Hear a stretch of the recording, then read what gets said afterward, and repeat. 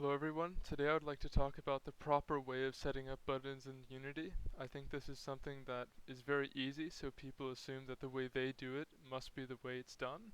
I also think that the UI system is too coupled to the rest of the scripts in the scene, and we're going to talk about how to decouple things. We're also going to talk about how to make things scene independent by using scriptable objects as well. And this will offer us a foundation to work on so that in bigger projects and bigger systems, we can keep things decoupled, we can keep things organized, so we can make them larger and larger. This will prevent us from making things into spaghetti code. And so let me just show you this first scene we have here. Very simple, there is a button called launch. I press the button and the cube lifts off into the air. And so this is a simple example, but you can imagine with more UI elements and more things happening in the scene with more game objects and scripts, having a bunch of references from script to script is a pretty bad practice. What we really want is we want to use scriptable objects and we want to use events. And so let me just recreate this scene for you just to show you the process of making something like this the proper way. And I'll just delete all my scripts as well. And so now we're at a fresh sample scene. We'll go ahead and create a canvas element. And we'll go over here to the canvas scaler and we'll set that to scale with screen size. We'll go ahead and create a UI Text Mesh Pro button. You'll have to import the Text Mesh Pro essentials when you do this on a fresh scene. And in the text underneath the button, we'll call this launch. And the button here has an onClick method, and we can go ahead and add an object here, and this will be for our scriptable object and the function that we call on it. So let's go ahead and create a C# script. We'll call this event manager. And this will be our middleman between the button being pressed and our cube. And the reason we want that is because we don't want our cube to be in the situation that it requires a button to be in the scene. We want it to be independent of the button entirely. And so we'll just say, we'll derive from scriptable object because this is independent of our scene. And we'll include this in the menu as well by doing create asset menu. We'll say file name is equal to event manager, and the menu name will be scriptable objects slash and then event manager. Okay, and we'll have a public action, and we need to include system. We're using system for this, and we'll say this is the button pressed event.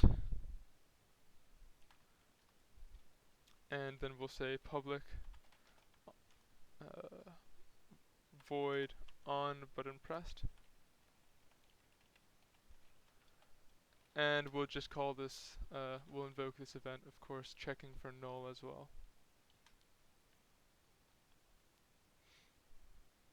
And so what we've done here is we've created an event. Anyone subscribed to this event is going to get called when the button is being pressed.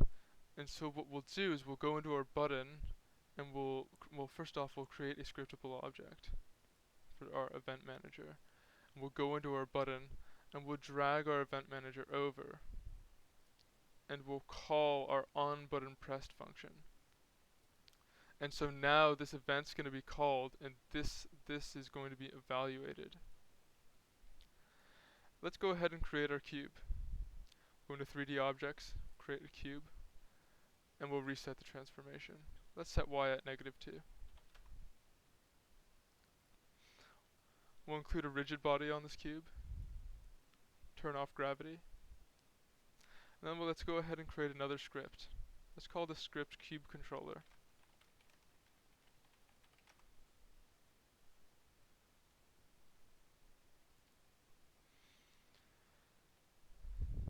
At the top we'll go ahead and require some type of rigid body.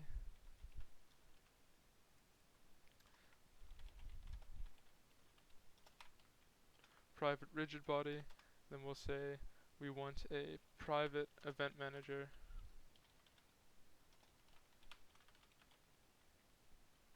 And we're going to go ahead and serialize that field as well.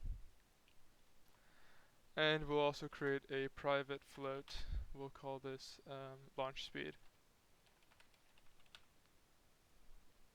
We'll go ahead and serialize that as well. And we'll say private void on awake. Or, excuse me, private void awake.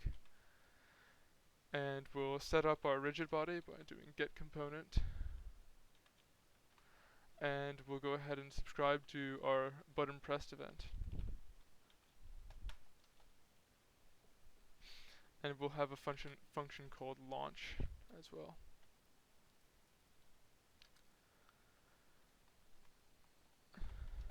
We'll create a private void called launch. And this will be really simple. We'll just say the velocity is going to be equal to vector3.up times the launch speed. Okay. And then generally it's good practice to go ahead and unsubscribe from our event as well. So we'll say private void on disable, and we'll go ahead and unsubscribe.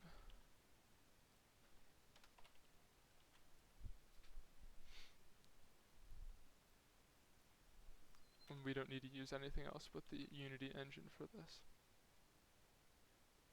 And what's great about this is now, because our scriptable object is of course inherently scene independent, we can drag that right into our script, our cube controller. And we can go ahead to go into our cube and add our cube controller to this. And we'll set our launch speed to 10. And this is great because now what we've done is we've decoupled this cube and this button. Otherwise, what we would have to do is we would have to call the launch function directly from the button here. We would have to drag in our cube, and we would have to call that launch function. But instead, now the launch function is protected. Now it's private, and we can use a third party, a middleman, which is our scene independent event manager, to call something a little more general, to just say that the button was pressed, and then any subscribers to that will be called when the button gets pressed. And so let's go ahead and run this. And when we press launch, as we would expect, the cube launches vertically. This is also great because now that they're completely decoupled, I can drag this button and I can create a prefab. And I can go into any scene because all it depends on is something that is scene independent, and I can drag my button in without any issues.